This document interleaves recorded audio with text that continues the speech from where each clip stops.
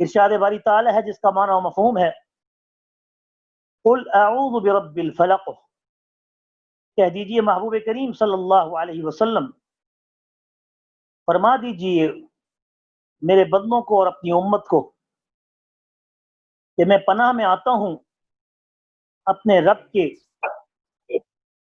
ساتھ جو کہ صبح کا رب ہے، صبح کے رب کے ساتھ میں پناہ مانگتا ہوں، یعنی اس کی طاقت سے، یہ با ملانے کے لیے ہے، اس کی قوت سے، اس کے تصرف سے، اس کی دسترس سے، اس کی بزرگی سے، اس کی بلندی اور علو شان سے، اور طاقت میں شیطان سے بھی بڑھ کر، کیونکہ نبی کریم صلی اللہ علیہ وسلم کا فرمان مبارک کہ اللہ تبارک و تعالیٰ نے، جس کا مفہوم یہ ہے کہ ابلیس شیطان کو اللہ تعالیٰ نے مہلت دے کر اس کو تمام اسباب اور ذرائع اور وسائل، اس کو اللہ تعالیٰ نے جیسے اللہ نے اپنے کن کے کلمے میں طاقت رکھی ہے، ایسے ہی اس کے وسوسے میں اللہ تعالیٰ نے اس کو طاقت دی ہے۔ یہ بڑا ہی سخت لفظ ہے کہ جہاں اللہ کے لفظ کن کے کلمے میں طاقت ہے، اس لیے قرآن کے پڑھنے کا حکم ہے کہ کلموں میں بڑی تاثیر ہے، کلموں میں بڑی تاثیر ہے۔ بعض لوگ کہتے ہیں کہ کلموں میں کیا تاثیر ہے؟ ابو علی سینا ایک بہت بڑے فلسفی، یونانی حکیم اور موجد فلسفے کے گزرے ہیں، تو وہ اس وقت مامون رشید کا دور تھا، تو یہ اس کے فیملی ڈاکٹر تھے، تو مامون رشید ان کی بیٹی کو بخار ہو گیا، تو بخار ہونے کی وجہ سے وہ تپ وہ اتر نہیں رہا تھا، تو انہوں نے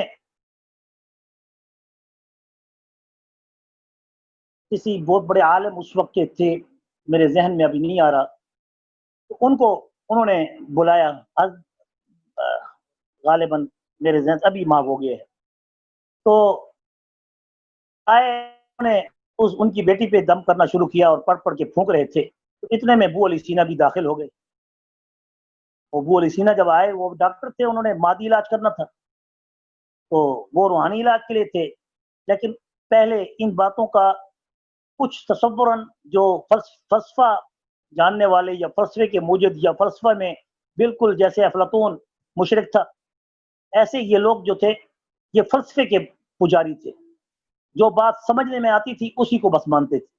بعد میں افلاطون کے بارے میں بات میں آتا ہے کہ اس نے اللہ والے سے مجلس حاصل کرنے کے بعد اس نے توبہ کر لی تھی، یہ بات سکہ ہے یا نہیں، صرف ہم نے اپنے بزرگوں اور علماء سے میں نے سنا ہے، تحقیق کر کے پھر بتاؤں گا۔ بہرحال مشرک تھا۔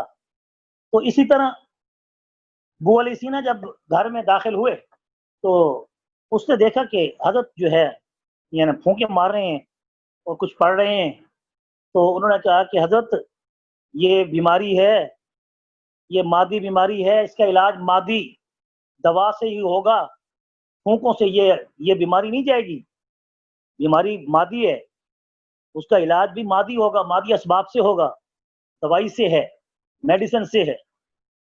تو حضرت نے اس کی طرف، کیونکہ وہ ماہر تھے قرآن کے پڑھنے میں، تو انہوں نے تھوڑے سے لمحے میں ان کی طرف آنکھ اٹھا کے دیکھا اور کہا بکو مت۔ آخر وہ اتنا بڑا حکیم ہے، ڈاکٹر ہے وہ، اور ڈاکٹر بھی ایسا کہ جو بادشاہ کا مرہون نظر، ممنون نظر، تو اس کو غصہ اتنا آیا کہ اس کی آنکھیں سرخ ہو گئیں، کان سرخ ہو گئے، کھڑے ہو گئے، اور اس حال میں اس نے پھر ٹھہرنا اپنی بےعزتی سمجھی اور فوراً نکل پڑا غصے کی حالت، چہرہ سرخ ہو گیا اس کا۔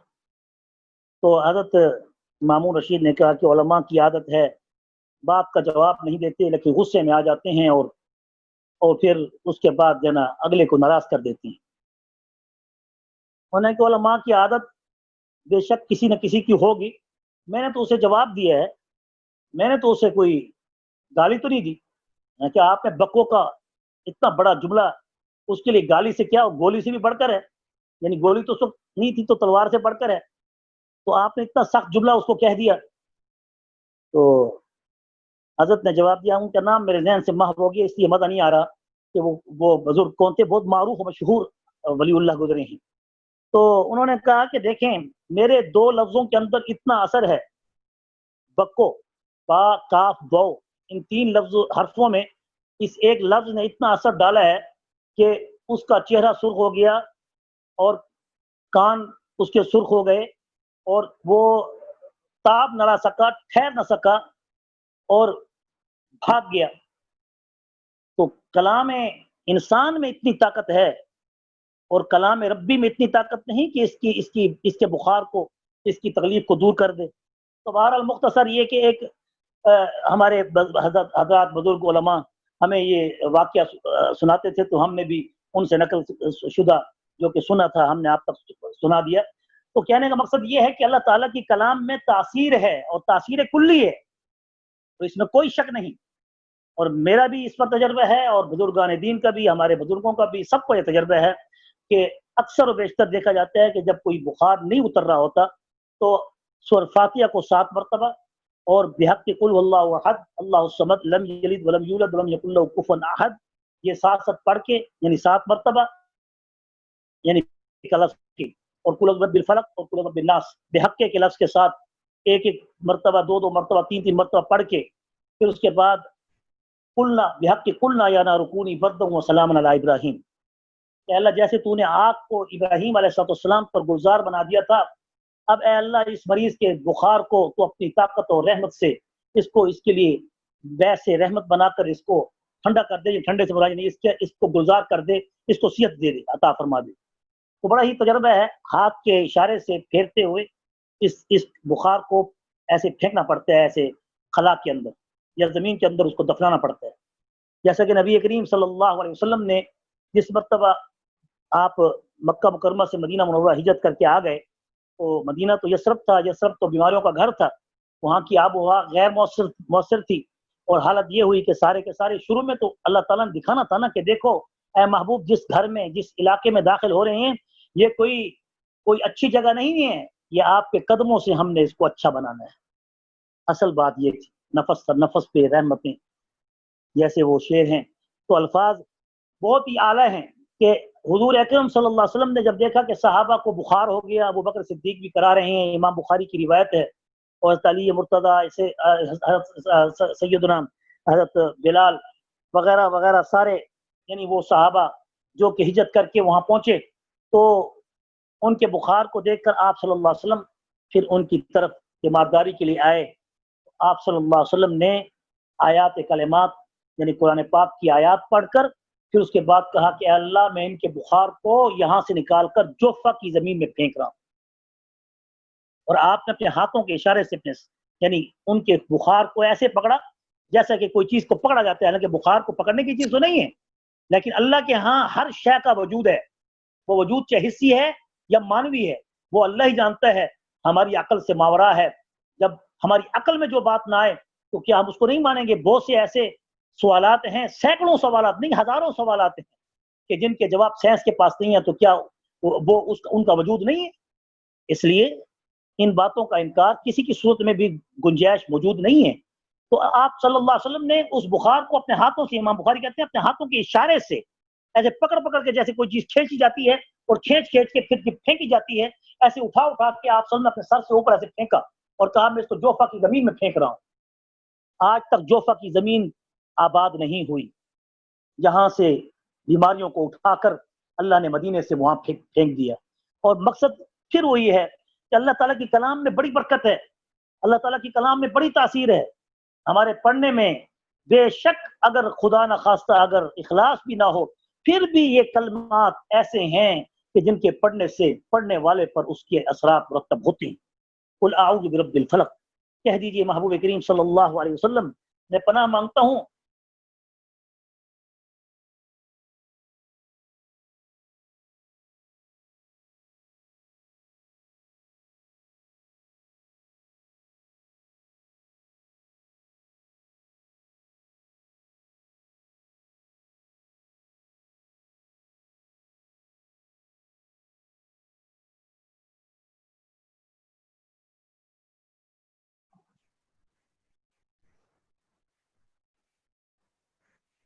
مفتی صاحب یہ کدھر چلے گئے؟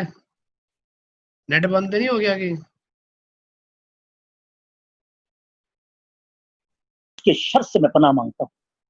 جیسے کہ بتایا گیا کہ جب رسول اللہ صلی اللہ علیہ وسلم جب صبح کے وقت ان آیات کو پڑھتے تھے اور ایسے ہی غروب کے وقت پڑھتے تھے، اور پھر آپ صلی اللہ علیہ وسلم جب چاند کے مدار کے دن طے ہو جاتے اور وہ چھپ جاتا تو آپ اس وقت یہ کہتے کہ اب اس کے چھپنے کے شر سے بھی اللہ مجھے محفوظ فرما، اپنی امانت عطا.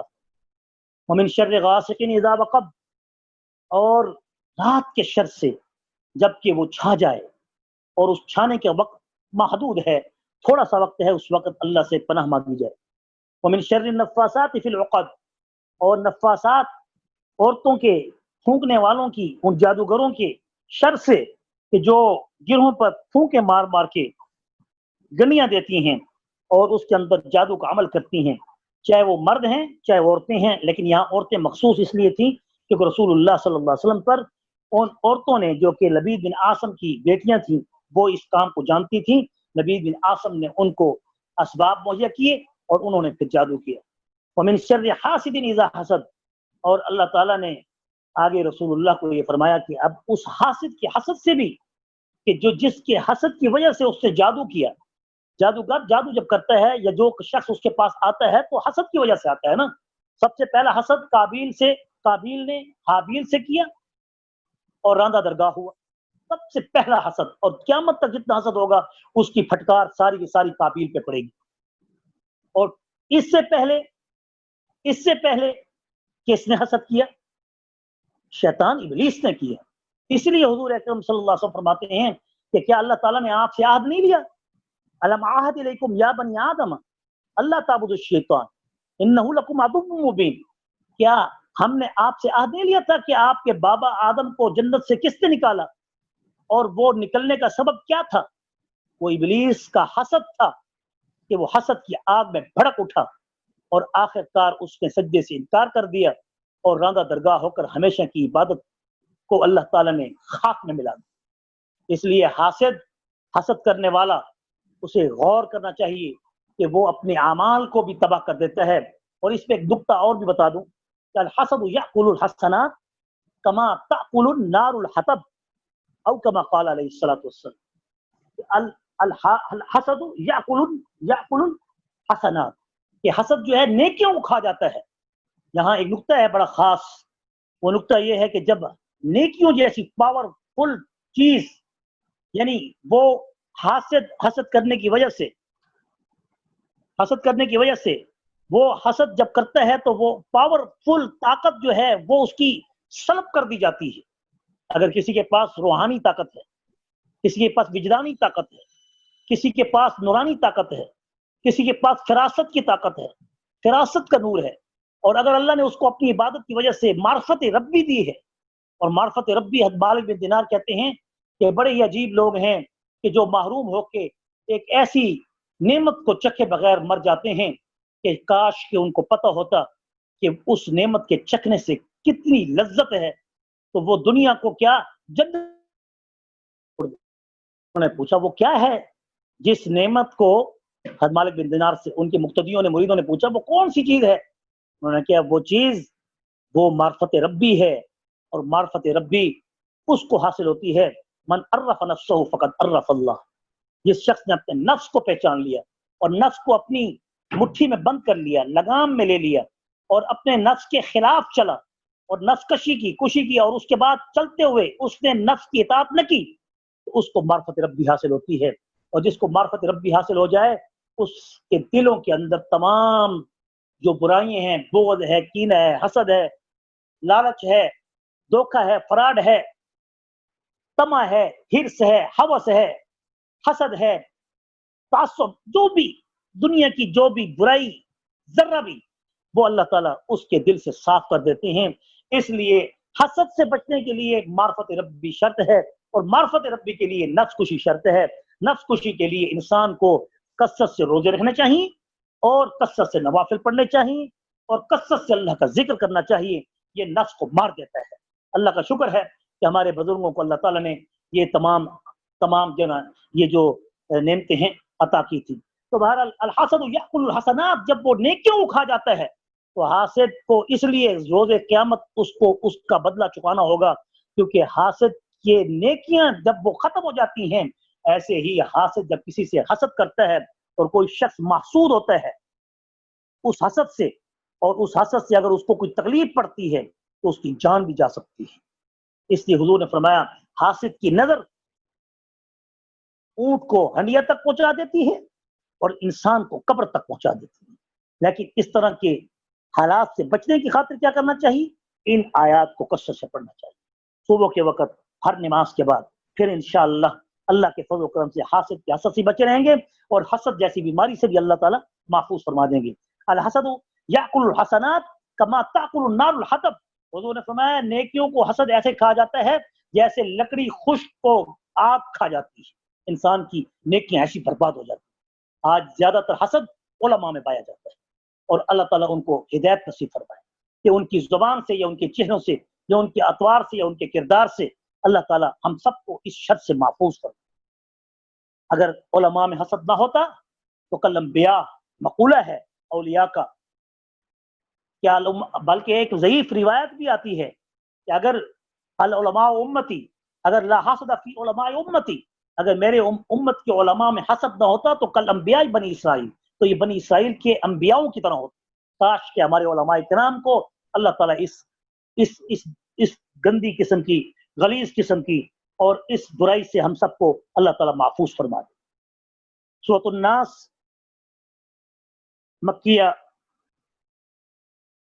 جس کی کل 6 آیات اور یہ 5 آیات، پہلے جو سورۃ فلق کی یہ پہلے نازل ہوئی، اس کے بعد یہ نازل ہوئی، تو آپ صلی اللہ علیہ وسلم ایک ایک آیت کو پڑھتے گئے اور آپ کے 11 جو تانت کے یعنی اس تاروں سے جو اس نے دندانوں پر گنڈیاں ماری تھی، تو اس کو آپ پڑھتے گئے، ایک ایک آیت جب پڑھتے گئے وہ گنڈی خود بخود کھلتی گئی۔ لیکن یہاں ایک بات اور بھی ثابت ہوئی کہ آپ صلی اللہ علیہ وسلم پہ جو جادو جس نے کیا تھا اس جادو کو نکلوایا گیا۔ اب اگر جس کا جادو ہی وہ دفن ہے، پتہ ہی نہیں ہے، تو پھر کیا کیا جائے گا؟ پھر اس کا کیا حل ہے؟ اس کا حل بھی حضور نے بتایا ہے، اس کا حل بھی آپ کو میں دیتا ہوں۔ ہمارے بزرگ علماء کرام نے ہمیں ہدیۃ تحفۃ حضور کی موطا کی حدیث سے یہ نقل کر کے پیش کیا۔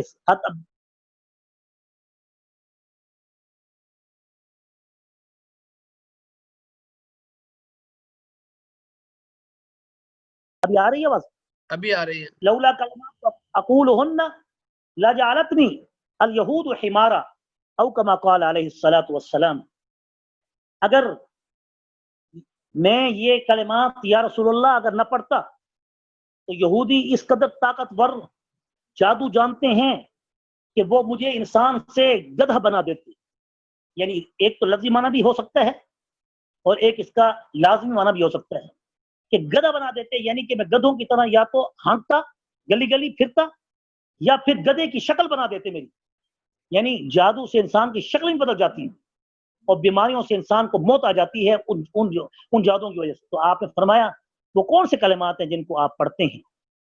اب ان کلمات کو آپ حدیث کی کتابوں میں ڈھونڈیں یا پھر مسنون کتابوں میں ہے، یا پھر میں اس کو لکھ کر انشاءاللہ شیئر کر دوں گا۔ بڑی پیاری وہ حدیث ہے جس کی وہ الفاظ یہ ہیں: اعوذ باللہ العظیم، اعوذ باللہ العظیم الذی لیس بشیء اعظم منہ وبکلمات اللہ التامات التي لا يجاوزهن بر ولا فاجر وبأسماء الله الحسنى كلها ما علمت وبأسماء الله الحسنى كلها ما علمت منها وما لم اعلم۔ پھر اس کو سنیں، اب اس کو تلاوت میں سن لیں۔ اعوذ باللہ العظیم الذی لیس بشیء اعظم منہ وبکلمات اللہ التامات أعوذ بالله العظيم الذي ليس بشيء أعظم منه وبكلمات الله التامات التي لا يجاوزهن بر ولا فاجر وبأسماء الله الحسنى كلها ما علمت منها وما لم أعلم. یہ ہیں آیات، یہ ہیں وہ الفاظ جو حضرت عبداللہ بن سلام رضی اللہ عنہ نے حضور کے سامنے پڑھے تو حضور علیہ السلام نے اس کی تصدیق کی اور کہا کہ تورات میں سکھائے گئے تجھے یہ الفاظ یہ بے شک حق ہیں.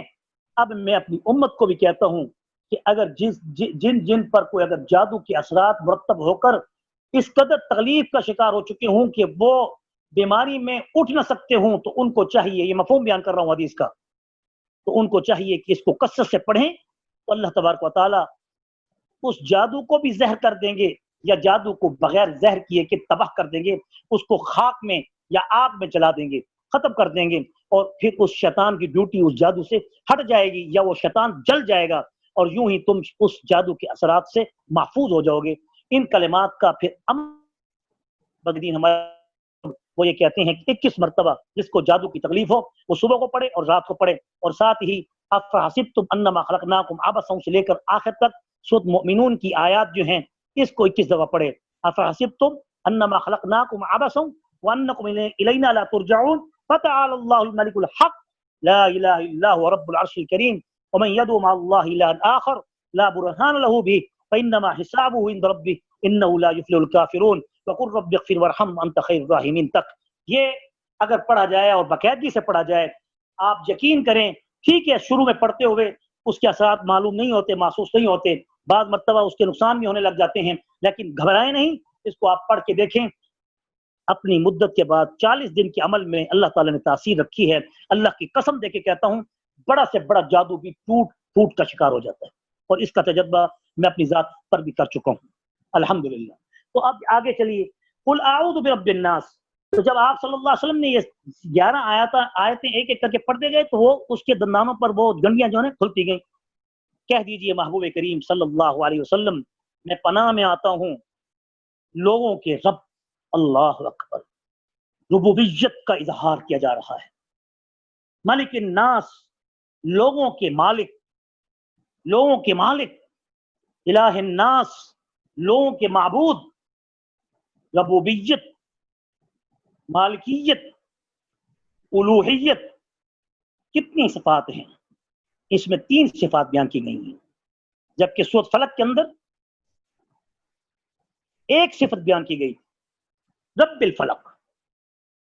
سورۃ فلق میں اللہ کی صفت کتنی پیش کی گئی تھی؟ ایک، کہ صبح کے مالک کی پناہ لیتا ہوں. ادھر اللہ تعالیٰ کہہ رہے ہیں نہیں، 3 صفتیں میری پہ بیان کرو، الوہیت، ربوبیت، پھر مالکیت، پھر الوہیت. اللہ اکبر. یہاں اللہ تعالیٰ نے 3 صفات کا ذکر کیے ہیں، اور ادھر دنوی 4 بیماریوں سے بچنے کے لیے کہا گیا تھا، پناہ مانگی گئی تھی. من شر ما خلق ومن شر غاسق اذا وقب ومن شر النفاثات فی العقد ومن شر حاسد اذا حسد. سارے مخلوق کے شر سے 1، اور رات کے شر سے 2، اور پھونکا مارنے والی جادوگرنیوں کے اور جادوگروں کے شر سے 3، اور حاسد کی حسد سے 4. وہاں 4 بلاؤں سے، مصیبتوں سے جو دنیا کے اندر زہری طور پہ ہیں ان سے پناہ مانگی گئی ہے. اس صورت کے اندر 3 صفات اللہ کی بیان کی گئی ہیں اور صرف ایک مصیبت سے پناہ مانگی گئی ہے. وہ کون سی مصیبت ہے؟ وہ وسوسہ شیطان ہے. اس کا مطلب یہ ہے کہ پچھلی آیات میں جو 4 مصیبتیں ہیں وہ کم ہیں اور وسوسہ شیطانی اس سے بڑھ کر ہے. اللہ بچائے، جس کو وسوسے کا مرض ہو جاتا ہے تو اس کی زندگی برباد ہو جاتی ہے. اللہ تعالی ہم سب کو محفوظ فرمائے. اس لیے حضور وضو کے وقت بھی پڑھتے تھے اللہم انی اعوذ بک من الولہان. یہ وضو کا شیطان ہے جو وسوسہ ڈلواتا ہے. پھر دوسرا شیطان کیا ہے؟ نماز کا شیطان ہے، اس کو خنزب کہتے ہیں. اس وقت حضور فرماتے تھے اللہم انی اعوذ بک من شر الخنزب، اور وضو کے وقت کہتے تھے اللہم انی اعوذ بک من شر الولہان. ولہان شیطان کے شر سے بچا، اور نماز کے وقت کیا کہتے ہیں؟ خنزب، شیطان کے شر سے بچا. اور میاں بیوی کے جو آپ صلی اللہ علیہ وسلم کی حدیث ہے اللہ اکبر. یہ ساری مصنون دعائیں ساری زندگی میں انسان کی حفاظت کا ذریعہ ہیں. پڑھیے، جمعے کا دن آپ ضرور رکھیے، ان دعاؤں کو ضرور پڑھ لیا کریں.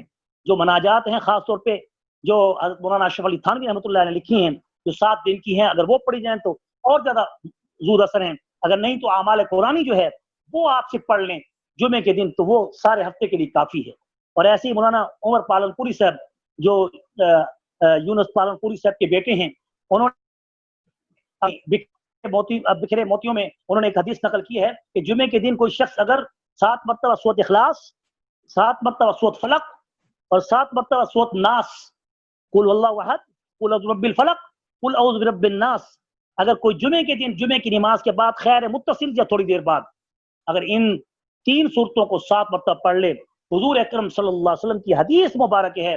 یہ صرف علماء کا قول نہیں ہے، بزرگوں کا قول نہیں ہے، حدیث مبارک ہے. حدیث جب ہو جائے تو پھر وہ حتمی ہوتی ہے بات، اس میں کوئی شک و شبے کی کوئی گنجائش نہیں رہتی. کسی قول بزرگ کے کسی بزرگ کے وظیفے میں تو شک ہو سکتا ہے، لیکن نبی کریم کے